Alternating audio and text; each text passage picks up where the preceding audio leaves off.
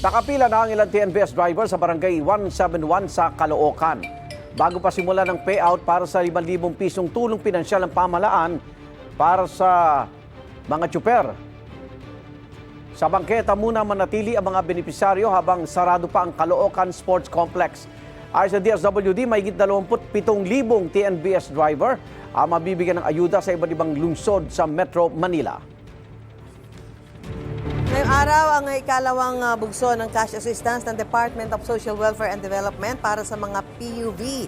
Bunsod pa rin ito ng tuloy-tuloy na pagtaas sa presyo ng mga produktong petrolyo. Noong nakaraang linggo na mahagi ng ayuda para sa mga tricycle driver. Ngayong araw, mga Transport Network Vehicle Services o TNVS naman ang bibigyan ng ayuda. Sa ilalim pa rin niya ng Assistance to Individuals in Crisis Situation Program o AICS ng DSWD. At gaya nga po na nakikita nyo ngayon sa aking gilid, yung pagpuproseso po doon sa mga TNVS drivers na maaga po nagpunta dito sa San Dionisio Sports Complex para humakuha yung ayuda na magmumula dito sa DSWD. Dito po sa San Dionisio Sports Complex sa Parañaque City, tinatayang 1,273 ang inaasahang mabibigyan ng ayuda. At ang paglilinaw po ng Land Transportation Franchising Regulatory Board o LTFRB na katuwang ng DSWD sa pamahagi ng cash aid, hindi kasama sa listahan ngayong araw ang mga motorcycle, taxi, and delivery riders. Sa Miyerkules, March 25, nakatakdang mamahagi ng ayuda para sa mahigit 21,700 jeepney drivers sa NCR. Sa Huwebes at Biyernes, March 26 at 27, mamahagi ng ayuda sa mga delivery service rider. Sa Sabado, March 28 naman, ay para sa mga motorcycle taxi driver. At kaugnay niya, makakausap po natin ngayon. Nandito po si Secretary Rex Gatchalian ng DSWD. Secretary, good morning po. Good morning, Susan. Magandang umaga rin sa lahat ng nanonood at nakikinig sa inyong programa. Apo, unang-una, Secretary, ito pong 1,293 TNVS riders na inaasahan mabibigyan ngayong araw nito ng 5,000 pisong ayuda. Yung listahan po nito, saan po galing? Susan, unahin ko muna, 27,000 yan. Sa buong Metro Manila. Sa buong Metro Manila. Pero dito 1,000 plus. 293, apo, sa Parañaque. Ang listahan ng galing sa mga TNC. Ito yung mga kumpanyang may hawak rin sa kanila. Yes. Katulad ng Grab Delivery, yung iba pang kumpanya. Tawag sa kanila, Transport Network Transport Network Companies. So sila yung gumawa ng listahan, ibinigay sa LTFRB para i-check kung valid yung mga rehistro and then ibinasa lang sa amin. So, sa madaling salita, ang DSWD kami lang yung magpe-pay out, pero yung gumawa ng listahan, yung kumpanya mismo na may hawak sa mga TNVS drivers. So parang proof yun na sila ay lehitimo. Yes, actually, Susan, ngayong buong araw, tulad nga sabi ko, 27,000 yan. Pero ang panawagan ko, kasi baka may mga driver na wala doon sa listahan, sana wag ho nyo aawayin yung mga DSWD na empleyado, yung mga nakapula. Kasi tulad na sabi ko, hindi ho kami ang gumawa ng listahan. Ang gumawa ng listahan ay yung mga kumpanya nyo mismo. Kung wala kayo doon sa listahan, siguro kesa magpunta kayo sa mga payout center, puntahan nyo yung mga TNC nyo, yung mga kumpanya na may hawak sa inyo, tanungin nyo kung bakit wala kayo doon sa listahan. Kasi Susan, kagabi, for instance, nasa Valenzuela ako, umuwi ako sa amin, may mga driver ng TNVS na nagtatanong sa akin, bakit wala sila sa listahan? Dahil nga, pinublish na ng LTFRB kahapon pa listahan. Apparently, natuklasan ko, Susan, na ang mga pinasok sa listahan, yung mga TNVS drivers na may legitimate license to operate. Pero apparently, may mga kumpanya katulad ng Grab, yung nakausap ko mga taga-Grab, na may tawag silang temporary drivers. Ito yung mga drivers daw na matagal na nagtatrabaho sa kanila, pero hindi sila regular, wala silang slot pa. And I know that for Grab, for sure. Kaya ko sabihin sa inyo yun. Ang masaklap nito, hindi daw sila sinama ng Grab dahil temporary driver sila. Pero 2 years na silang nagtatrabaho doon. So paano nga pag gano'n? Yun nga, ang sabi ko nga, dapat ang managot dito, yung Grab mismo or yung TNC. Kausapin nila yung mga driver nila. Kasi apparently, etong mga driver na to, lagpas sila doon sa allocated quota ng Grab. Kasi parang sa pagpapaliwanag nila sa akin, meron lang fixed number ng bawat TNC, bawat kumpanya may fixed number of drivers. Sa kagustuhan ng company katulad ng Grab na dagdagan ng dagdagan, ang ginawa nila, nag-appoint sila ng mga drivers na Temporary. lang. Tawag sa kanila tempo drivers. Actually, kausap ko, 2 years na siyang temporary driver, would you believe? Oh, 2 years. 2 years. Oh, so Every 6 months para raw. ka na rin kolorum nun. Ay, ganun na nga, every 6 months raw, binibigyan lang sila ng provisional authority ng LTFRB mamasada ng Grab. So, ngayon, ang tanong, maraming driver na tempo o yung temporary lang, yung hawak nilang license to operate, talagang hindi kayo nilagay ng Grab sa listahan. Pero gusto ko maintindihan nyo na hindi kami ang nag-alis sa inyo sa listahan, kundi hindi kayo ibinigay sa amin. Mas magandang tanong to siguro sa company katulad ng Grab. Paano yung mga temporary drivers nyo na lagpas doon sa allocated na legitimate slots nyo sa LTFRB? Sa Susan, ang masaklap pa nito, may sinasabi raw yung mga ibang Grab representatives na kesa nag-cut off ang DSWD at wala raw pondo, walang katotohanan yan.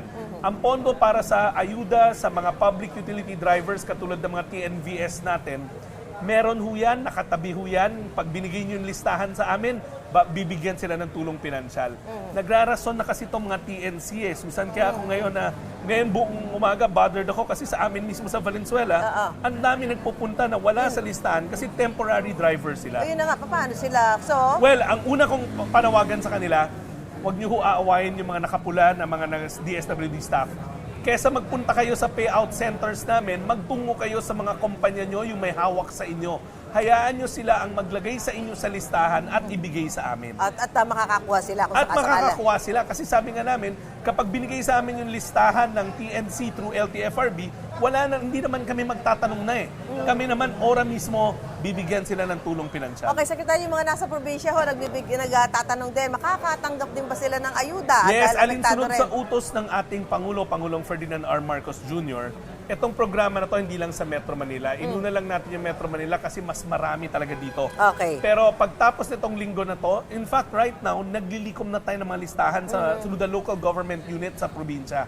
Magsisimula na tayo ng payout natin para sa mga nasa probinsya after Holy Week kaagad. After Holy Week. Kasi next week, Holy Week na eh. Apo.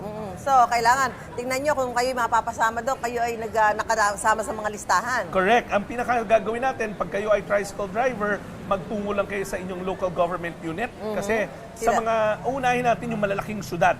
The cities outside Metro Manila kasi sila yung may pinakamaraming bilang ng tricycle drivers. Magpunta lang kayo sa inyong local government units, yung mga city government nyo, para masiguraduhin na may license to operate kayo at mabigay sa amin yung listahan. Apo. Secretary, sa mga susunod na sa mga susunod na araw, may mga nakaschedule pa raw bang pamimigay ng cash assistance sa ilan pang mga public utility vehicles? Ano ho yung mga dapat abiso sa mga gustong mag-avail ito ng mga tsuper? Tulad na nasabi ko, bukas ang sisimulan naman natin yung mga tomorrow yung mga public utility jeeps, yung mga jeep. Sa Thursday, sa Friday, mga delivery service. Sa Saturday, yung mga MC taxi. Lahat kayo, yung listahan nang galing sa LTFRB mismo. So, ang tagubili namin sa inyo, every day, check nyo yung LTFRB webpage kasi katulad na nangyari ngayon, kahapon nilabas na ng LTFRB yung kanilang mga listahan. Pag may tanong ko kayo, pwede ho kayo magsumangguni sa LTFRB or sa mga kumpanyang may hawak sa inyo. Katulad sa service delivery at sa mga MC taxi, meron rin silang mga kumpanya na may hawak sa kanila. Especially yung mga tricycle driver dahil ang ano niyan ay nasa local government. Yes, pero tricycle driver, Susan, last week naka 100,000 na tayo. Babalik na lang tayo sa mga lokal na pamalaan para habulin pa yung mga iilan na maaring hindi napasama last week. Okay. Maraming salamat po si DSWD Secretary Rex Gatchalian, sir. Maraming salamat, Susan. Maraming salamat. Good morning po sa inyo. Morning. Okay. So ngayon po ito, tuloy-tuloy pa rin ho yung pag-verify dito. Ito naman po listahan na ito ay galing na nga sa LTFRB. Kailangan lang nilang double check ika nga. At para din ho dito, so within the day, matatapos yan. Ngayong umaga, yun yung mga nagtatapos daw sa letter A to G. Hanggang mamayang tanghali, yung H to Z naman, yung mamayang hapon para ho maging maayos ang pamamahagi po ng ayuda. Mula po rito sa San Dionisio Sports Complex sa Parañaque, back to studio po tayo. Nagkakasahan ng panibagong tigil pasada ang ilang transport groups. Ang grupong Manibela, posibleng magtigil pasada raw simula bukas, Miyerkules. Mas maaga sa nauna nilang anunsyong tigil pasada sa Huwebes at Biyernes. May hiwalay na tigil pasada ang No to Oil Price Hike Coalition sa Huwebes at Biyernes. Lalahok daw ang mga tsuper ng jeep, UV Express, bus, Transport Network Vehicle Services, Delivery Services, tricycle at motorcycle taxi riders.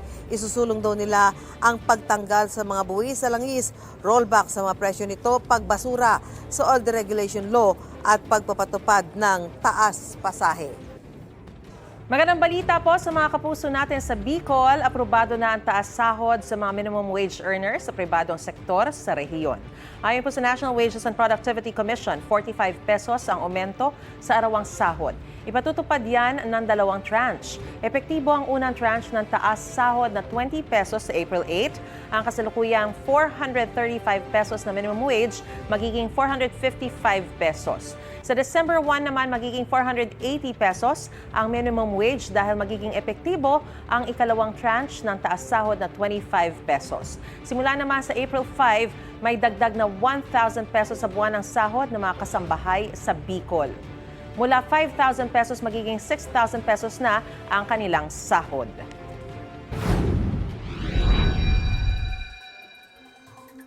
Mga kapuso, maghanda po sa mainit at maalinsangang panahon sa halos buong bansa ngayong araw ng Martes. Ayon po sa Pag-asa, ay posibleng umabot sa 40 degrees Celsius ang heat index sa Dagupan, Pangasinan. 39 degrees Celsius naman po sa Cotabato City habang 34 degrees Celsius dito sa Pasay at sa Quezon City. Mainit na easterlies ang magdadala ng nakapapasong temperatura kaya ingat lalo po sa banta ng heat stroke. Pero hindi ibig sabihin na tag-init na ay wala ng ulan na mararanasan. Ayon po kasi sa Pag-asa ay posible pa rin ang mga panandaliang ulan o yung thunderstorm lalo na sa bandang hapon o gabi matapos ang mainit na maghapon. Base naman sa rainfall forecast ng Metro Weather, posible ang light to moderate rain sa ilang panig ng Bicol Region, Samar Provinces, pati na rin sa Mindanao. Mababa naman ang tsansa ng ulan dito sa Metro Manila. Mga kapuso, paalala po, stay safe and stay updated and stay hydrated na rin po. Ako po si Anjo Pertiera. Know the weather before you go. Para Mark Safe lagi. Mga kapuso. Igan, mauna ka sa mga balita, mag-subscribe na sa GMA Integrated News sa YouTube para sa iba't ibang ulat sa ating bansa.